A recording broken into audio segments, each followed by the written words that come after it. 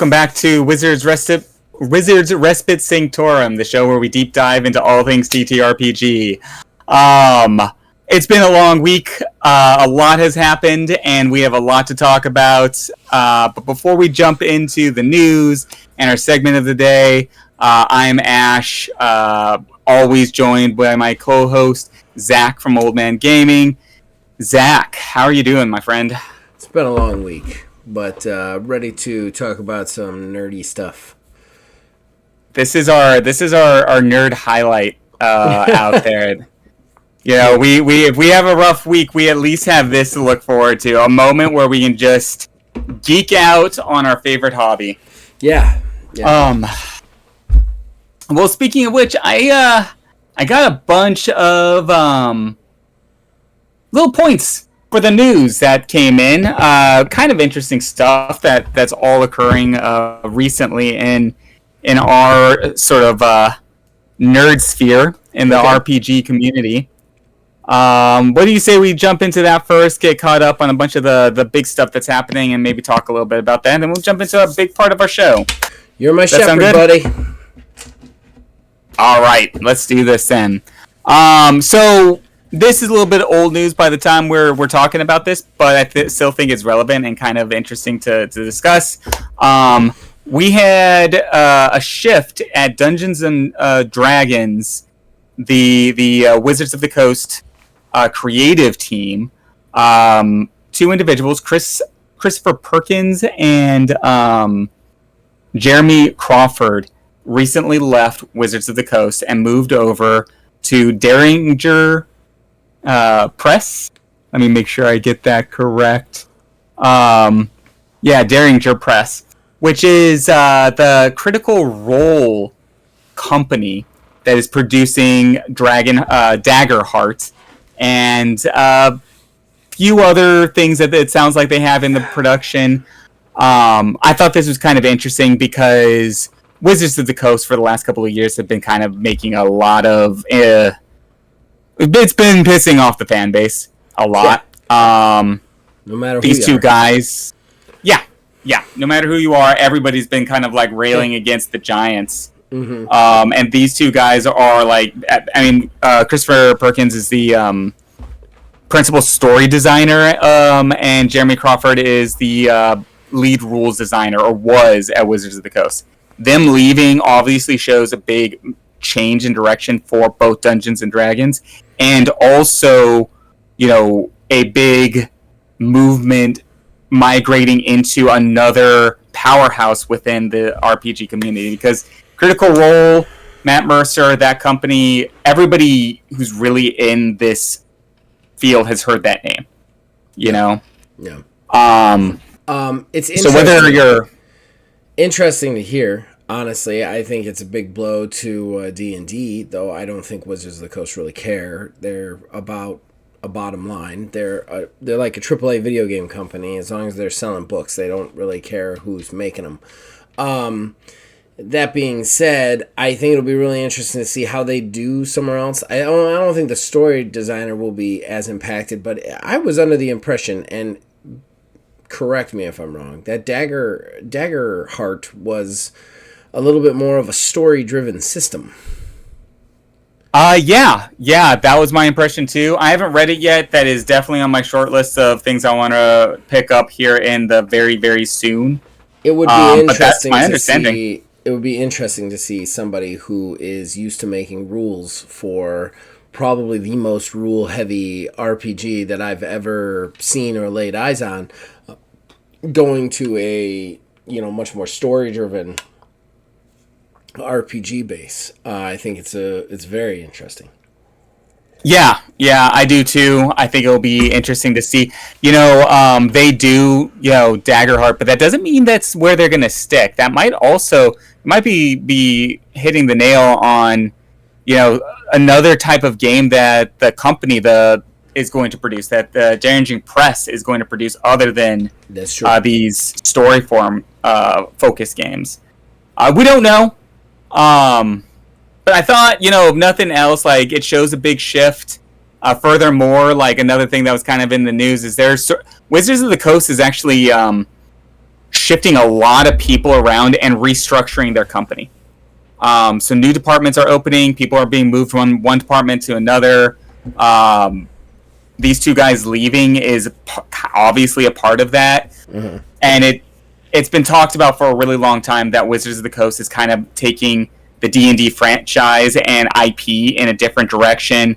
A lot of, us RPGers have been kind of upset about the idea of it becoming essentially an online garden wall video game that you have to pay to get crap, and so it looks like they're still doubling down on it. Yeah, they don't really care who's making the books. They'll get anybody off the street to vomit words out because they have the name Dungeons and Dragons. So any book they put out, I hate to be this guy, but this is the cynical guy who comes from the video game world and covering video games for almost 7 years now.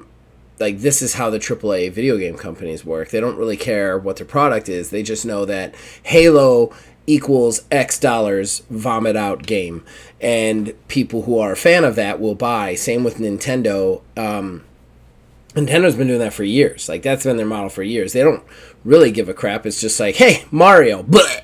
And then people buy new Mario. I think that D&D is at that level when it comes to RPGs, to where everybody who is, and I'm sorry to say this, might just be because I had a long week and I'm cranky, but everybody who is a diehard D&D fan, you're gonna, like Lemmings, go out and buy that book. It doesn't matter whether who's making it. It's got D&D on the front, so it's must need. So I think that that's a big problem right there. And just like in video games, if you don't like the behavior, there's only one way to vote that anybody in that company will listen to, and that is with your wallet. Don't buy it. Yeah. I can't help but agree on that. It does look like the RPG as a whole is still a growing industry. There are projections of it being bigger and bigger as the years move on. Mm-hmm. And Wizards of the Coast having that name, like you said. I've seen that in other industries that I've worked in as well, where basically you have such a bread and butter foundation that's so solid that you can screw up a lot and still sort of be fine, Yeah.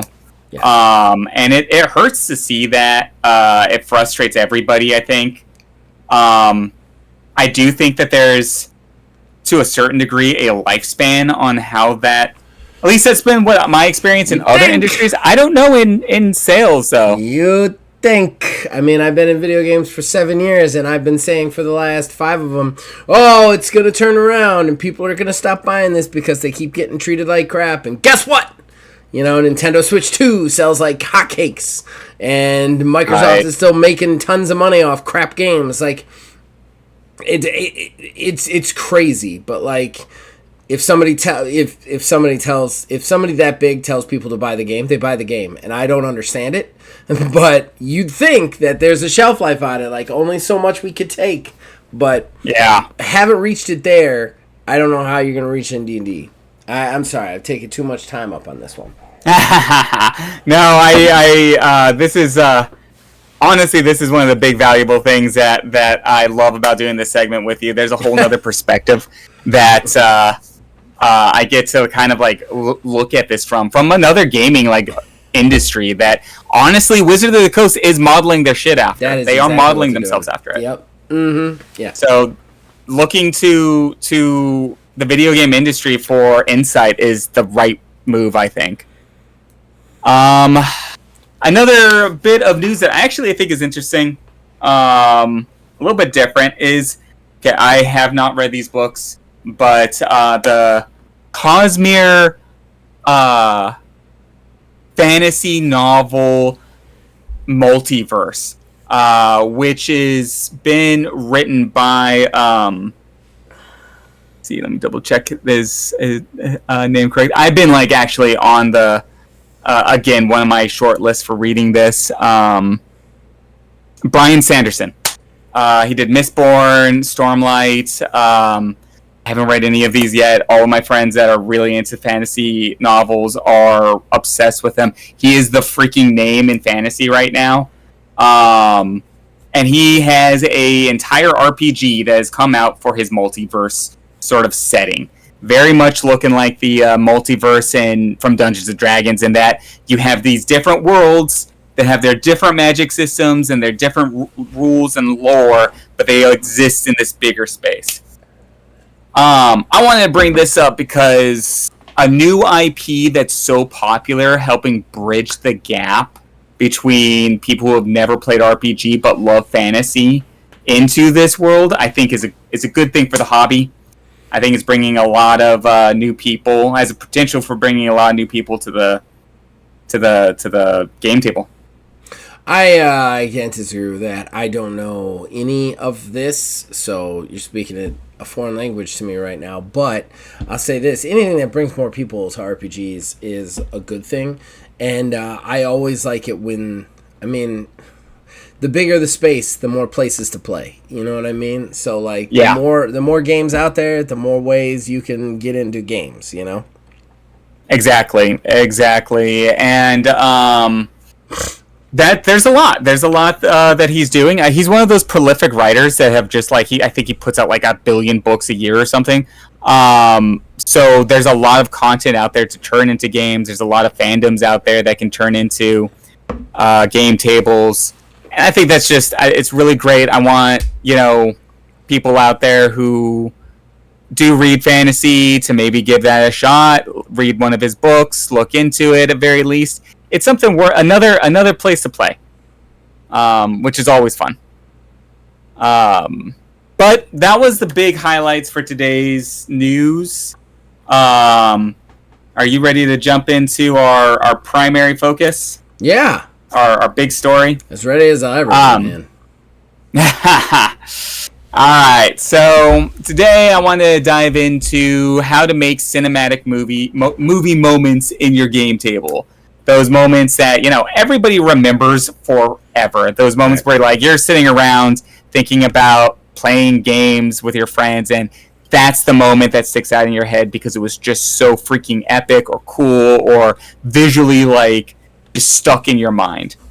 I figure like let's just dive into that. Okay. I mean, this is definitely an area I like to consider one that is near and dear to my heart. It's how I trick people into thinking my games are good is set pieces. So I think that like this is definitely up my alley. Yeah, well, let's actually jump into the first point that I had here is like what makes a cinematic moment and what builds out that moment for your characters. So set pieces, Zach. I think you kind of jumped right in on a good one there. Yeah.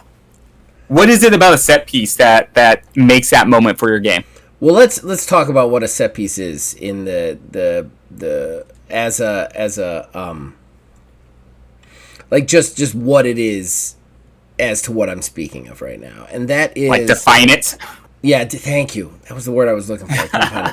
A set piece to me is like you can have a fight anywhere. Like, oh, here's the bad guys, here the good guys. They fight, take turns or whatever. A set piece is like it's a fight, but it's on top of a moving semi truck that's also on fire, that's being shot at. So the action is ramped up because there's some sort of environmental or some sort of environmental or outside force that's driving the action to a chaotic conclusion, and it is also the push of extra chaos to it. Like a good set piece would also be maybe like you have to get to a place before a bomb explodes, but you have to fight through the guys to get there, so you only have so much time. Another one, like I said, on a plane. Those are the kind of set pieces that I'm talking about. Yeah, for sure. And that was actually going to be some of the stuff that I dove into too, particularly like a great set piece that I ran for one of my games was a giant airship high fantasy battle scene where the characters were trying to fly through it on a tiny little skiff and not get blown out of the sky. So there's like flying giant bats and all of these creatures that they had to try to avoid while also being attacked. And it was just like that moment in Star Wars almost where you see all the spaceships shooting at each other. Yeah. Kind of like that, but fantasy version. Yeah. I think it does a really good job of amping up the pressure. And I think when a player is pressured in any way, shape, or form, that's when they start to get into character. That's when it forces them to kind of start to be in the moment. And that's when you get really good cinematic moments, because at that point the character is feeling it. The character feels like they're in a sword fight. The character feels like they're in that movie scene, where John Wick's having a gun fu fight with the main bad guy. Like that's what you want to create there. And I think set pieces do a really good job of that. And I one thing I've always said is I love to, like, if I'm just playing with some people for the first time, I've never played with them before, I try and create a set piece within the first 20 minutes and make that first session about just them survive, like they're meeting during the set piece and trying to survive together, to which point afterwards then we start role playing and discussing, because that's when they're in character the most, because they've just survived this set piece. One of my games a really long time ago, this was a spaceship sci-fi game, all the characters were on a prison ship being transported to an interstellar prison, and the prison ship gets attacked and ends up causing this jailbreak where the characters are free. They have to decide whether to side with the inmates, side with the guards, and either way the guards are like, you're never going to get this ship, so they set basically a self-destruct on the ship. So the characters had to, like, didn't know each other, they just been put on the thing, they had to get out, fight through the whole ship, get to the cockpit, and save the ship before it went nuclear. And like that, it drove them all together. Like they had never met, but now they're together. They're a unified unit fighting to survive while parts of the ship are falling apart, while we're hitting vacuum of space stuff, and they're all trying to decide who to trust and how to survive. And then when that's all over and they resolved it, now you have the role play scene, because now they're all on edge because they've all just barely survived this horrifying thing during meeting each other. Like that's the kind of stuff that I like to do when I've never played with anybody before. Just to shove them right into it, Yeah, absolutely. That's kind of like that classic moment you even see in the movie moments in the movies where the good guys all come together at the last moment to fight the enemy. You're not only doing that with the characters, but you're also doing that with your players. The players feel that tension because they have to come together because they don't want to die, and all this craziness is going on. The only thing I would add to that is one thing that I like to do is throw in little random things that may be basically small obstacles. One thing that I actually was going to bring up that you've done a couple of times GMing for me on car scenes or on a Ninja Turtles. Ninja Turtles, yeah, man. On a train. Oh, yeah. Oh, the truck fight was a nightmare. You have like movements, you have wind, you have guys shooting at you, and you have to decide. Yeah. Do you shoot? Do you hold on for dear life? Do you swerve? What do? You have to make a decision. And it's not hard decisions. It's not complicated. But no matter what you do, there's consequences. Yeah. Yeah. And you're 100% right. Yeah. It's not a puzzle, and this is what I really want to define here. It's not a puzzle. People don't have to sit there and lose time on sinking into what they decide. There's going to be, they may, because they're anxious, but that's pretty okay, because if you see that guy sweating right there, oh crap, it kind of infects the table, and everybody starts sweating. Yeah. But, so it's a very simple series of quick decisions that you can make about your environment, and then just go. And then whatever happens, quick. The response the GM already knows, because of course that's how it's going to roll. The car's going to flip over, the guy's going to shoot, whatever. Yeah. And I think the very simple aspect, as many or a few as you want, but the simple aspect of snap decisions is what really helps drive that momentum into that action scene. Push it towards that big finale, and you'll get some cinematic moments out of that. You know what I mean? I think there's a lot of other ways to create cinematic moments than set pieces. Just set pieces is the first one that jumps to mind. Yeah, there's a lot of ways I could talk about. I'm not gonna lie. There's another one that I actually wanted to talk to you specifically about. Descriptive flavor, like descriptions of the moment, descriptions of the scene. Okay. So many of the games what's that? We might actually be opposed on this. I don't think we've ever debated something, but we might actually be opposed. I want to see what you say, but okay. Okay, I'll go first then. So, descriptive moment. It's one of those things that, if you're using description as part of the movie magic kind of element, it's a tricky thing to fall into. You don't want to be long-winded. You don't want to put your players to sleep, so you can't go on and on and on. That being said, you do want to set a tone or a description to some degree to bring, at least I do, the room, the environment, the situation to some kind of life. Yeah. The easiest way that I could do this is, you have the 5 senses. Talk about at least 3 of them quickly in very short sentences. Oh, that's a good. 5 is fine if you can do it quick. But the thing is, it's a very you walk into a dark cave you can barely see anything in. It smells absolutely horrible. This is the worst smell you have ever encountered, infesting your nostrils, and the chill coming from below creeps into your spine. Done. I want to add to that rule, if I don't mind. Make one of those. Absolutely. Make one of those 3 sentences something that you wouldn't expect. Okay. Pull them out of the comfort zone. Like I'll tell this. Like when that's actually great. So I don't think I'm going to be arguing with you. Actually, like a lot of that sentence, everything you said is with you. I was afraid you were going to go like really describe it, and you don't want to be long-winded. You want to get to the point quick. If you're creating a cinematic scene, like cinema is fast. It's fast. Right. It happens. Boom. It's done. It is already in the past. Role-playing games is harder to do that with because everything is broken down and in slow motion. Combat, what you're thinking about. It's like you're living in bullet time in an RPG. So you want to try and get it snappy when you're describing.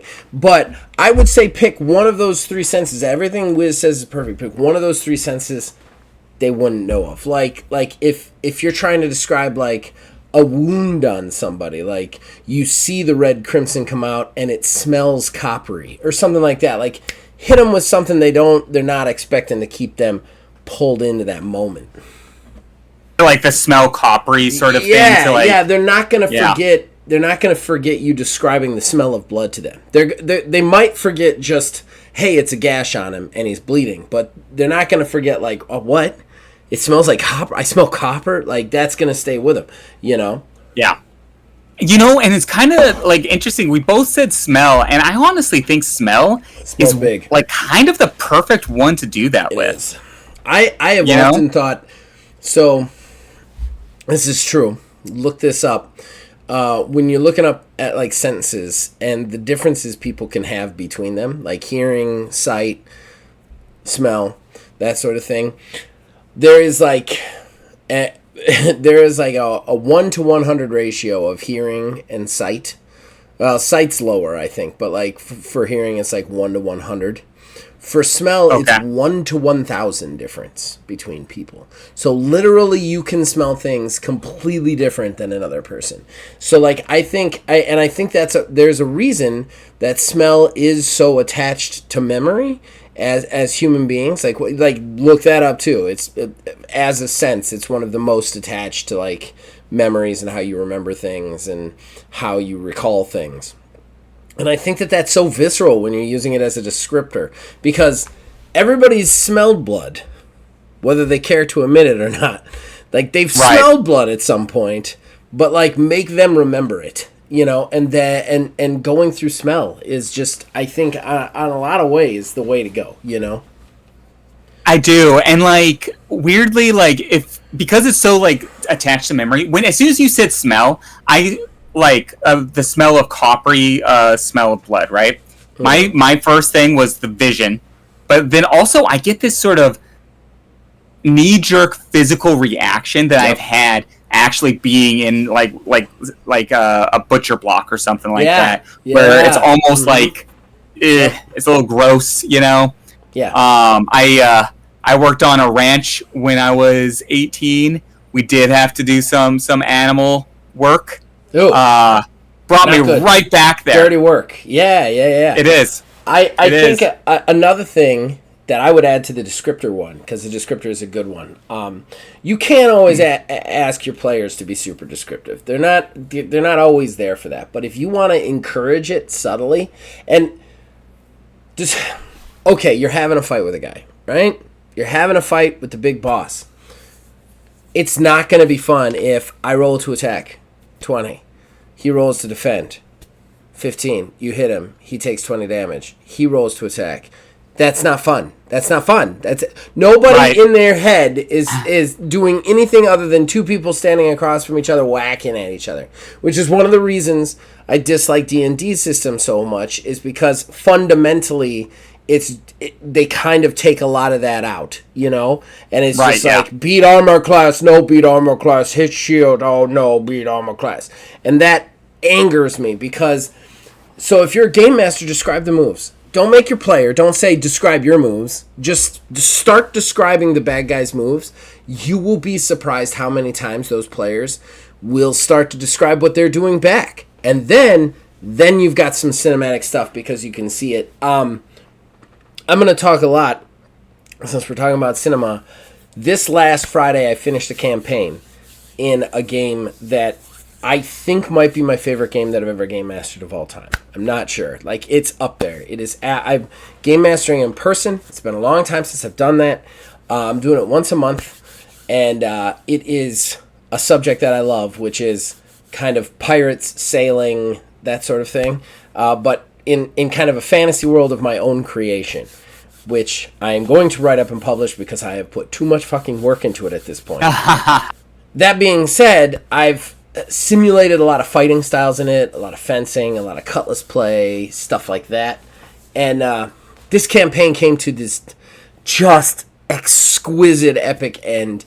Couldn't have asked for a better couple of players to be involved in the final fight too, because they're all assholes. I love them to death, but they're all assholes, and they do the weirdest, craziest things, and it makes everything so exciting.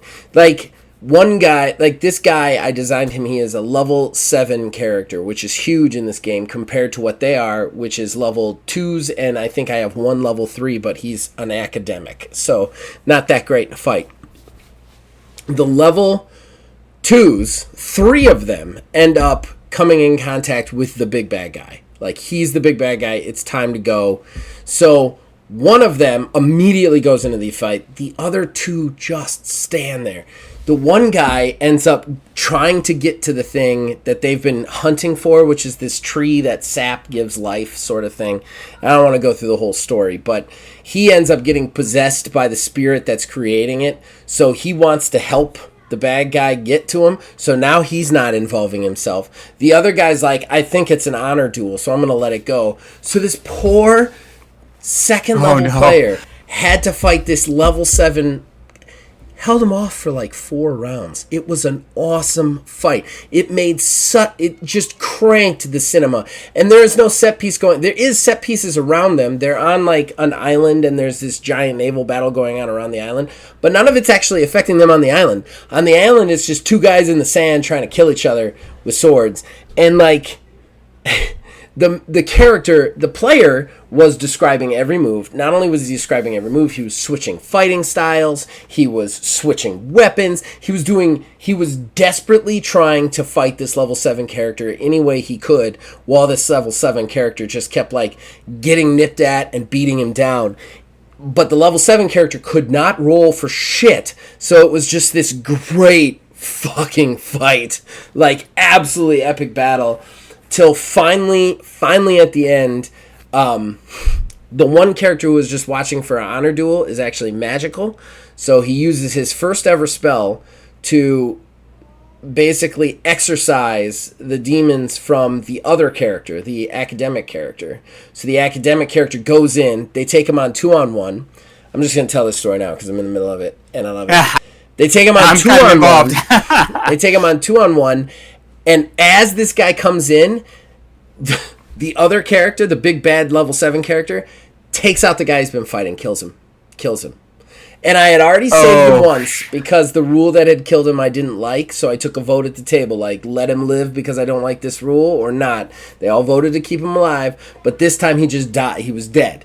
Like, there was nothing he could do. He rolled a 1 on his consequence. He was mortally wounded. He got one quick swing at the guy. He failed it, and, like, the guy cut his throat, ear to ear, so he drops, bleeds out. And, like, the table goes somber because this poor dude has been fighting this guy for like rounds and rounds and rounds and rounds. And like they were starting to win once he caught in there. So the big bad guy's like, yes, I've killed the one that I needed to kill. Turns around, the academic drops all of his points into these 2 big lunge stabs and manages to kill him. Like, just kills him, impales him, drops him dead.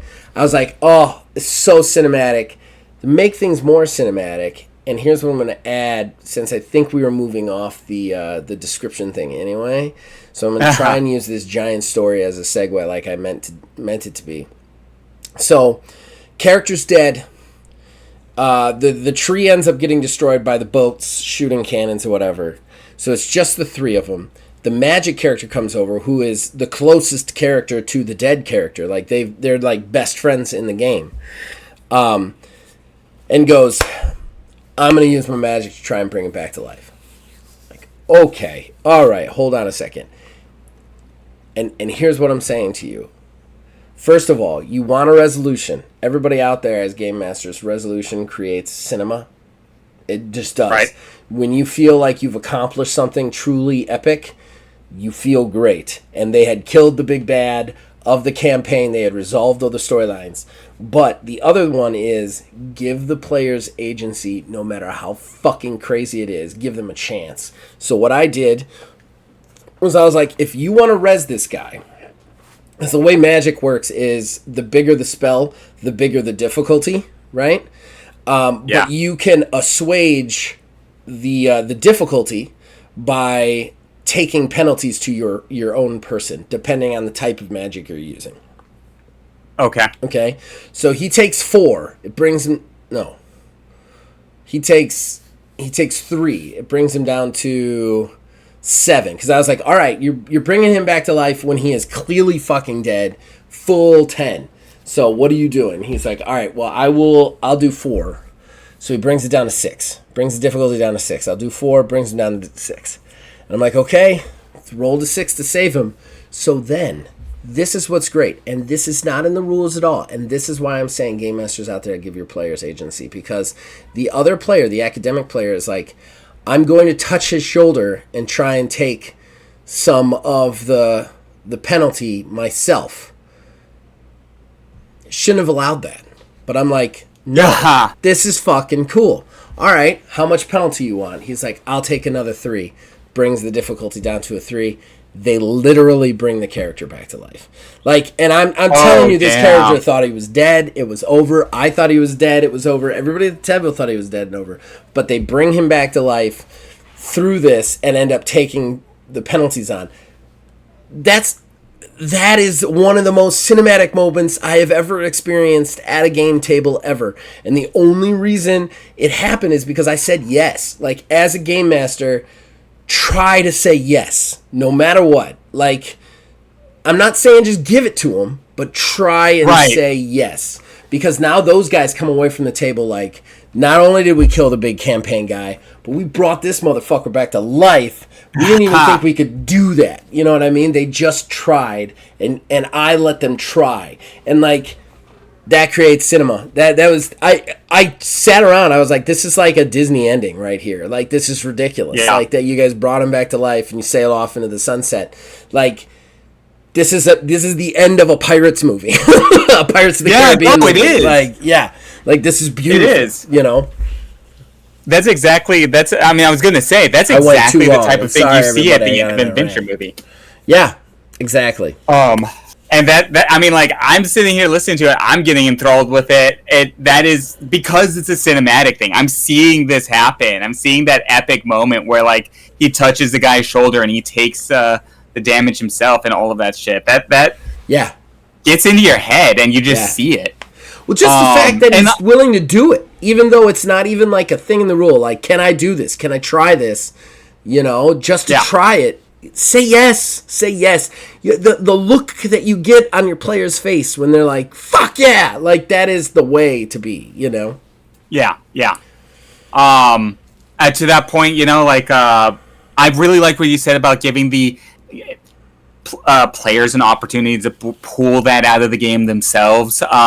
Yes. One of the points that I was coming up with, first off, one thing it does is just alleviate some of the work the GM has to do, because your players are making the world as much as you are at that point. Yeah. And then you can kind of roll with it, and it keeps the momentum for yourself as the GM going, and it makes your idea generation easier because you're not coming up with all of them from scratch. Yeah. You're building off of what they came up with, and they're building off what you're coming up with, and you're dividing the work.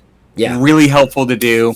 Also, like, you know, the cliche, I mean, when it comes to so many of these things, the cliche of yes and no but is a great for these types of moments. Yes. I had a group of characters who had just ran through a dungeon, got beaten to hell and back, finally made it up against the final boss, heard his story, and was like, oh shit, we can't kill this guy.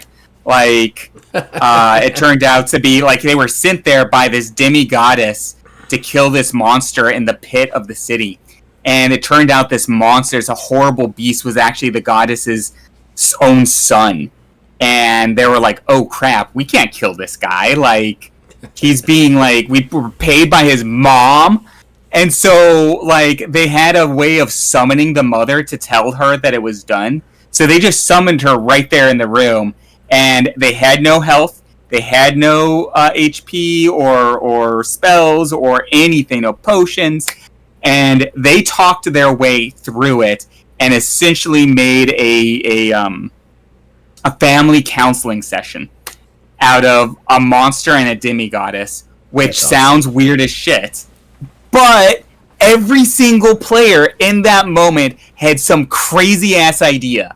You know, from the moment they were like, what are we going to do, to let's just call her, let's talk to her, let's say this, let's set up like some bait so that she doesn't immediately attack us.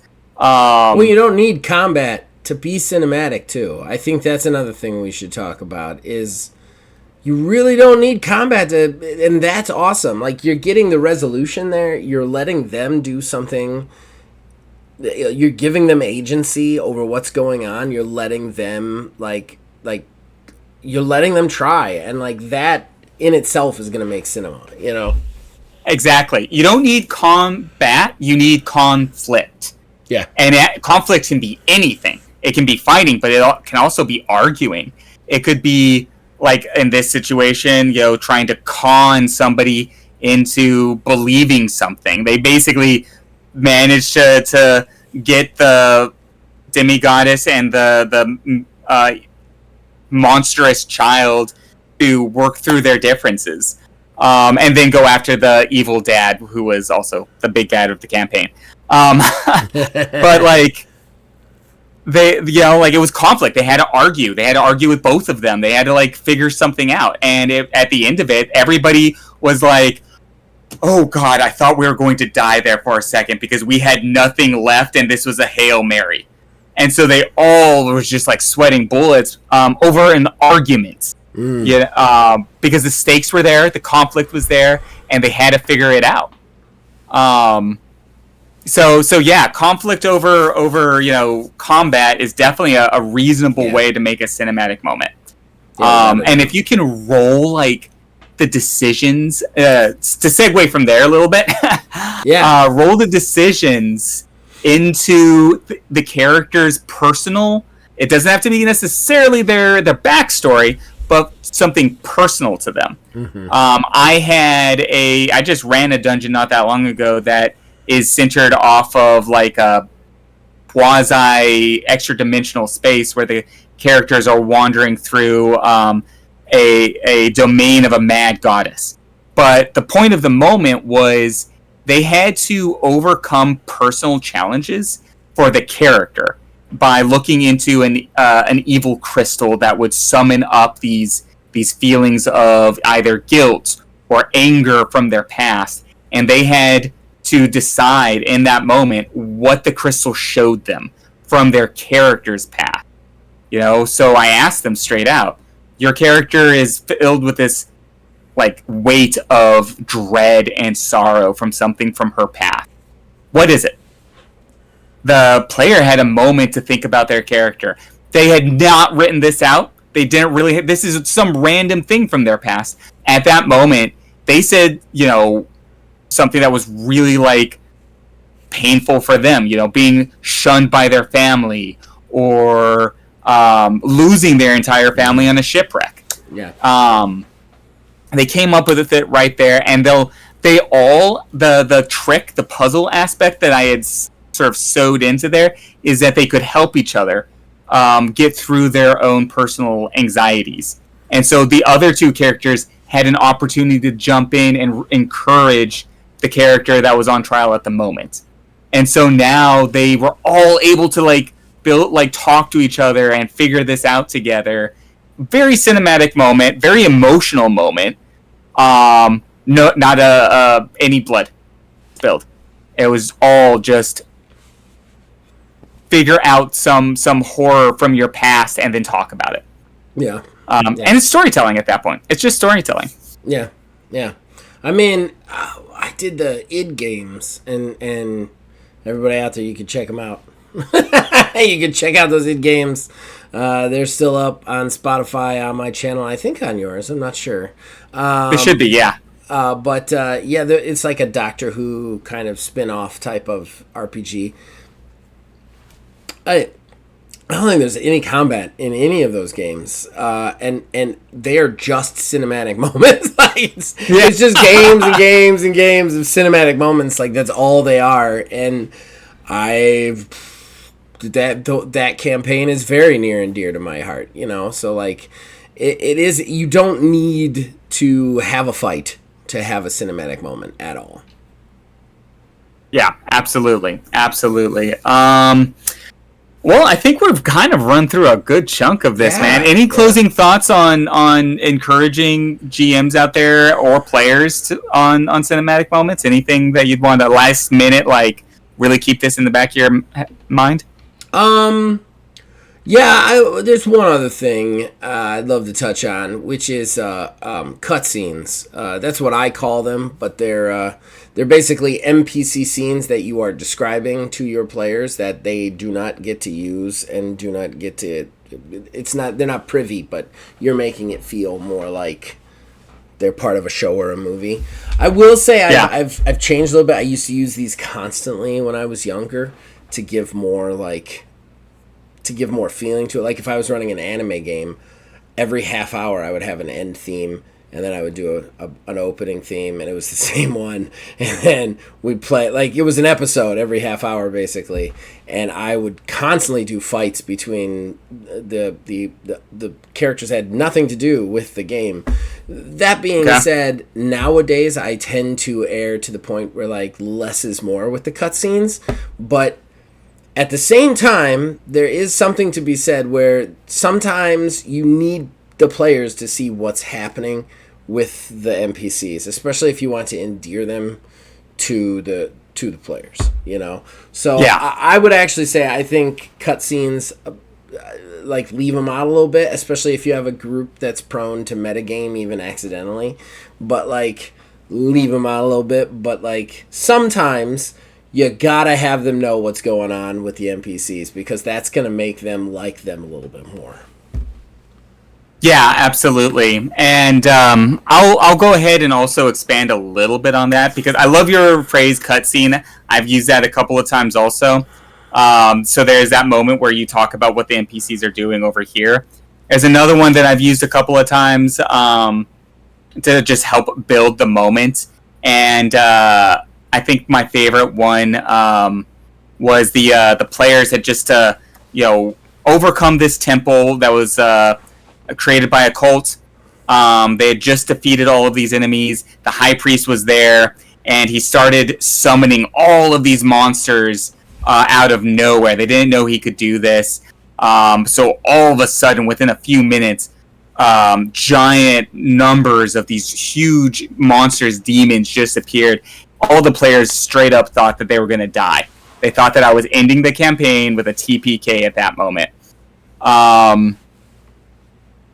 A moment later, one of those monsters got an arrow to the eye, and I described one of the player characters' father had come in at the last moment with his own army to help them fight. And then we had the final conflict with the evil priest. But it was that moment where I could really describe like these monsters coming in. It didn't take very long. We did the tools that we talked about. It's the smell, the sounds of them breaking free. And the father calling over to the group saying, "We're here to support you," and everybody just got chills at the table, and then was just all in for the next scene. Yeah. Yeah, I did It's a good way to break it up. It really is. I did a Dragon Ball Z themed game a couple of times in my life. And the thing with a Dragon Ball Z type game is there's always a fight going on, but it's only ever like one person versus one.